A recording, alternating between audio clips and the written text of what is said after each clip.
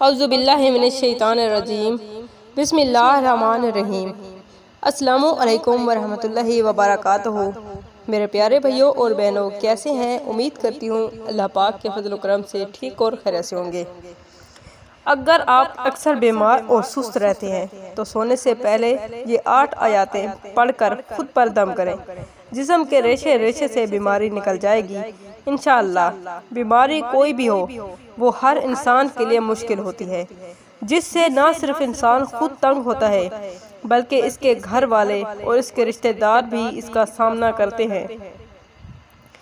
یاد رہے کہ قرآن کے بارے میں اللہ تعالیٰ نے خود فرمایا ہے کہ ہم نے قرآن کو شفا بنا کر نازل کیا ہے، اور خود فرمایا ہے کہ یہ قرآن ہم نازل کر رہے ہیں مومنوں کے لیے سراسر شفا ہے اور رحمت ہے، اور ظالموں کا اس سے نقصان ہی بڑھتا ہے، یعنی ایمان والوں کے لیے شفا کا باعث ہے، اور کافر اس کو نہیں سمجھ سکتے۔ تو اگر آپ اکثر بیمار رہتے ہیں، آپ کے گھر میں بیماری نے ڈیرا جما رکھا ہے اور کوئی بھی کام کرنے کو دل نہیں کرتا، یعنی آپ سستی اور کاہلی کا شکار ہیں، گھر میں چھوٹے بڑے سب بیمار رہتے ہیں، آپ نے سونے سے پہلے صرف ایک مرتبہ سورہ فاتحہ پڑھنی ہے۔ اس سورت کی 7 آیاتیں ہیں۔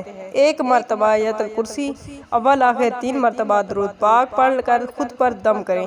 اگر گھر میں کوئی اور بیمار ہے تو اس کو پانی پر یہ پڑھ کر دم کر کے دیں، انہیں شفا اللہ ہر بیماری سے شفا ملے گی۔ اگر آپ سونے سے پہلے یہ عمل کر کے سوئیں گے تو انشاءاللہ کبھی بیمار نہیں ہوں گے، کیونکہ سورہ فاتحہ ہر بیماری کی شفا ہے۔